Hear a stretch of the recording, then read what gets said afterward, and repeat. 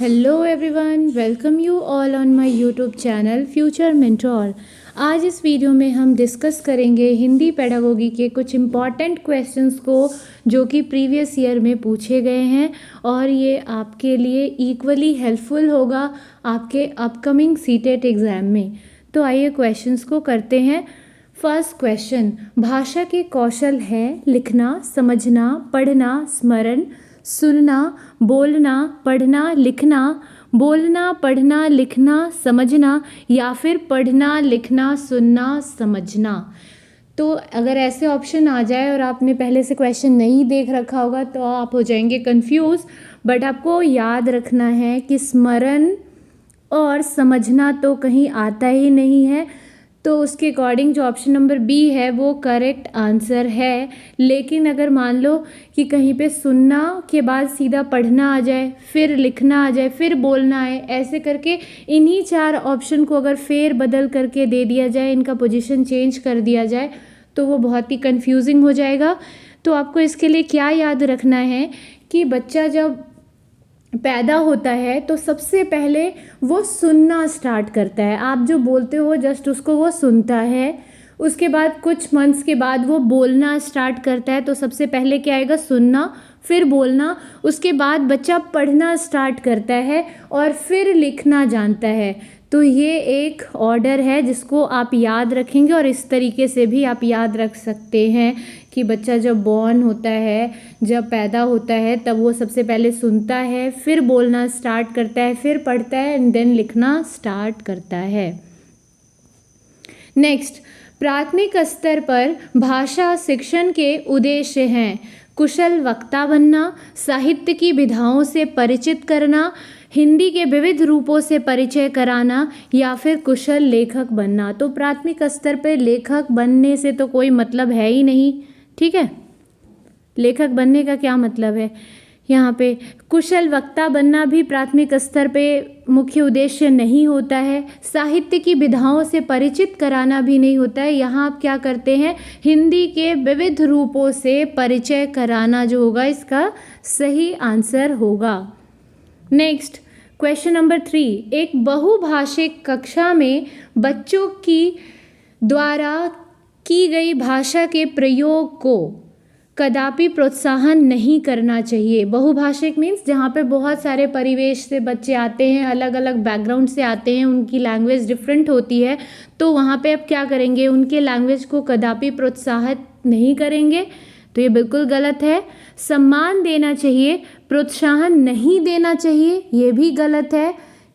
Next, अत्यंत सीमित कर देना चाहिए, ये भी गलत है कि वो जो बोलेंगे आप उसको मतलब बिल्कुल सीमित कर दिए हो कि बस कुछ जगहों पे ही वो उपयोग कर सकते हैं, ऐसा नहीं है। आप क्या करेंगे? उसका सम्मान करेंगे। और बहुत इंग्लिश में भी इससे क्वेश्चन आता है और मैथ्स में भी पूछा जाता है कि बच्चे जो अपने साथ लैंग्वेज लेकर आते हैं, अपने घर से लेकर आते हैं, आप उसका क्या करते हो? एज ए टीचर आप उसका रिस्पेक्ट करते हो और साथ में आप उसी लैंग्वेज को एज ए रिसोर्स यूज़ करते हैं, ठीक है।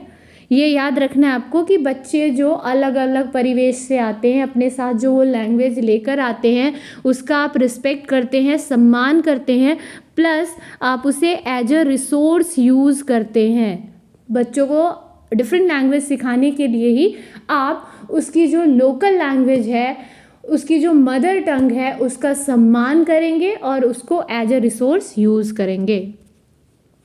नेक्स्ट, क्वेश्चन नंबर 4, भाषा अर्जन और भाषा अधिगम में मुख्य अंतर क्या है? भाषा लेखन के अभ्यास का, पाठ्य पुस्तक के अभ्यासों का अभ्यास करने का, स्वाभाविकता का या फिर भाषा के नियमों को स्मरण करने का। तो इसमें जो डिफरेंस है वो है, मुख्य अंतर जो है वो स्वाभाविकता का होता है। ऑप्शन नंबर सी और you can say third option is the correct one. Next, question number 5, बच्चों को बाल साहित्य उपलब्ध कराने से क्या लाभ है? ठीक है, बाल साहित्य जो बच्चों को छोटी क्लास में दी जाती है, जैसे चंपक, नन्हे सम्राट, ये सब हमारे टाइम पे दिया जाता था। तो ये जो है अब जो बाल साहित्य जो बच्चों को देते हैं उसके पीछे मतलब उसका क्या उद्देश्य है और आप कह सकते हो कि उसका क्या लाभ होता है। तो बच्चों को विविधतापूर्ण भाषिक सामग्री पढ़ने में के अवसर देना, पात्रों का चरित्र चित्रण करने की कुशलता का विकास करना, श्रवण कौशल का विकास, या फिर लेखकों से परिचय। अगेन आप प्राइमरी के स्टूडेंट को दे रहे हो तो उनको लेखक से परिचय कराना इस एज में कोई उद्देश्य नहीं होता है। श्रवण कौशल का विकास आप किसी और चीज़ के माध्यम से भी कर सकते हैं, तो ये भी बाल साहित्य का मुख्य उद्देश्य तो नहीं है। पात्रों का चरित्र चित्रण भी यहाँ आप नहीं करवाते हैं बच्चों को। यहाँ क्या होता है, विविधतापूर्ण भाषिक सामग्री जो है उसको पढ़ने के आप अवसर प्रदान करते हैं बच्चों को। ऑप्शन नंबर ए जो है इसका सही आंसर है। नेक्स्ट, अर्थ की गहनता को समझने में कौन सी पद्धति सर्वाधिक रूप से सहायक है? अर्थ की गहनता मीन्स जो लिखा हुआ है उसका मीनिंग समझने के लिए क्या सबसे ज़्यादा इम्पॉर्टेंट है, क्या सर्वाधिक रूप से सहायक है? धीमा पठन, ये पठन होगा, पठान नहीं, ठीक है, धीमा पठन। नेक्स्ट, द्रुत पठन, मौन पठन, सस्वर पठन, ठीक है। तो अर्थ की गहनता को समझने के लिए मौन पठन किया जाता है। अब कुछ क्वेश्चन तो ऐसे हैं जो एज इट इज़ ऐसा ही लिखा हुआ आएगा, उसकी लैंग्वेज भी नहीं चेंज की जाएगी। जैसे कि ये वाला क्वेश्चन, ये बहुत बार पूछा गया है, सीटेट में भी, रीट के एग्ज़ाम में भी और वेरियस टीचिंग एग्ज़ाम में पूछा जाता है। ये जो कुछ क्वेश्चंस है जो अभी हम सॉल्व करेंगे, 14 क्वेश्चन को डिस्कस करेंगे, ये बहुत बार सीटेट के एग्ज़ाम में पूछे गए हैं और एज इट इज़ इसी फॉर्मेट में पूछे गए हैं। इस बार के रीट के पेपर में भी ये क्वेश्चंस पूछे गए थे।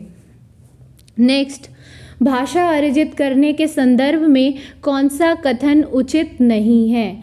बच्चों को नियम बनाना सिखाया जाता है, एक सहज प्रक्रिया है, एक स्वाभाविक प्रक्रिया है, बच्चे भाषा के नियमों को आत्मसात करते हैं।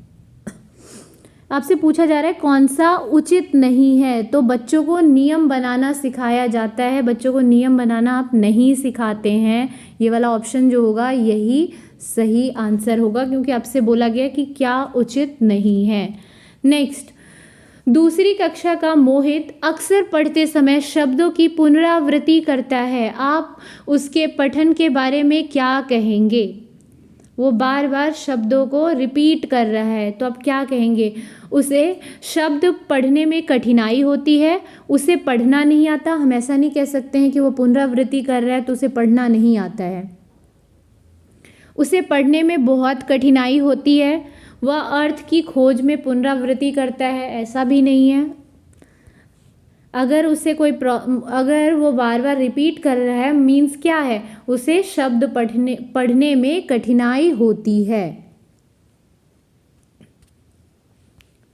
नेक्स्ट, क्वेश्चन नंबर 9, भाषा सीखने सिखाने की प्रक्रिया में सबसे कम महत्वपूर्ण है। अब क्या पूछा गया है कि सबसे कम महत्वपूर्ण? भाषा का परिवेश, तो ये तो बहुत ही ज़्यादा इम्पॉर्टेंट है, हमने पढ़ा है पॉजिटिव और नेगेटिव कीवर्ड्स को, कि जहाँ संदर्भ आ जाए, जहाँ परिवेश आ जाए, जहाँ आपको सक्रिय रूप से मतलब पार्टिसिपेट करने का मौका मिले, वो सारा क्या है? पॉजिटिव पॉइंट है।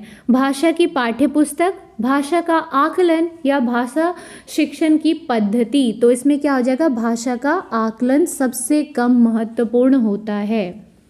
नेक्स्ट, प्राथमिक स्तर पर बच्चों की सहज और स्वाभाविक मौखिक अभिव्यक्ति में सबसे कम महत्वपूर्ण, अगेन सबसे कम इम्पॉर्टेंट क्या होगा? मौलिक विचार, स्पष्टता, शुद्ध उच्चारण, बोलने में आत्मविश्वास, तो सबसे कम महत्वपूर्ण जो है स्पष्टता। जैसे मैथ्स के कुछ कीवर्ड्स हैं, वैसे हिंदी में भी कुछ कीवर्ड्स होते हैं। मैथ्स में भी आपने देखा कि एक्यूरेसी जो है उसे क्या कंसिडर किया जाता है? नेगेटिव। वैसे आंसर आपका एक्यूरेट होना चाहिए, बट बच्चों के लिए आप क्या करते हो? एक्यूरेसी जो है उसे आप नेगेटिव मानते हैं। ऐसा नहीं आप कंसिडर करेंगे कि बच्चा आपको बिल्कुल सटीक आंसर करेगा, ठीक है ना। वैसे यहाँ पे प्राथमिक स्तर की बात की जा रही है। आपके दिमाग में ये भी होना चाहिए कि आप किस स्टूडेंट के बारे में यहाँ पूछा जा रहा है। तो जब आप प्राथमिक स्तर पर बच्चों की सहज और स्वाभाविक मौखिक अभिव्यक्ति की बात करते हैं तो उस टाइम पे स्पष्टता को सबसे कम महत्वपूर्ण माना जाता है।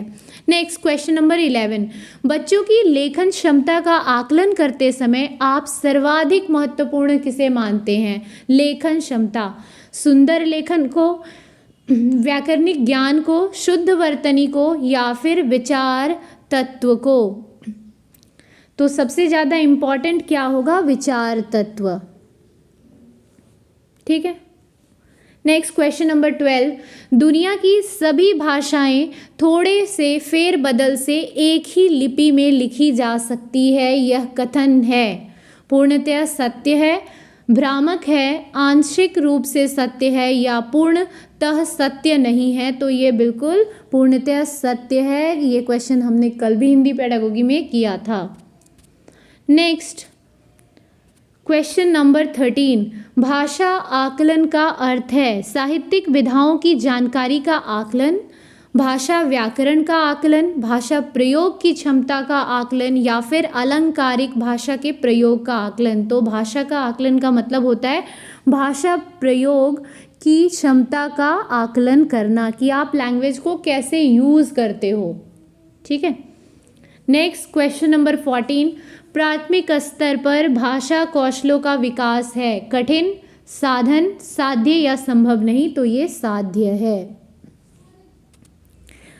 अब इन क्वेश्चनों के थ्रू हमने देखा कि कुछ वर्ड्स जो कि इम्पॉर्टेंट है, जो कि मैं अभी आपको बता रही हूँ, जैसे प्रयोग आ जाए हिंदी पेडागोगी में, जहाँ पे प्रयोग आ जाए कि आपको जो भी लैंग्वेज है, जो भी भाषा है, उसको यूज़ करने को अगर मिल रहा है तो वो पॉजिटिव है। ठीक है। नेक्स्ट आपने क्या देखा कि संदर्भ आ जाए तो वो भी पॉजिटिव है। उसके बाद आपने देखा परिवेश आ जाए तो भी पॉजिटिव है, और जहाँ विभिन्न संदर्भ वर्ड भी यूज़ किया जाए, विभिन्न परिवेश भी यूज़ किया जाए, वो भी वर्ड्स क्या हैं? पॉजिटिव वर्ड होते हैं। तो ये थे कुछ क्वेश्चंस हिंदी पेडागोगी के जो कि काफ़ी इम्पॉर्टेंट है as per my point of view. तो आप इन क्वेश्चंस की प्रैक्टिस कर सकते हो, एक बार इसे ध्यान से देख ले, तब भी आपको याद रहेगा पेपर में। सो अगर आपको वीडियो पसंद आए तो प्लीज़ वीडियो को लाइक करें एंड चैनल को सब्सक्राइब करें। और अगर आपको लग रहा है कि वीडियो में किसी भी प्रकार की कमी है या मैं कुछ इम्प्रूव कर सकती हूँ, तो प्लीज़ मुझे कमेंट करके बताएं कि मैं क्या इम्प्रूव कर सकती हूँ। So thanks for watching this video. Thank you all.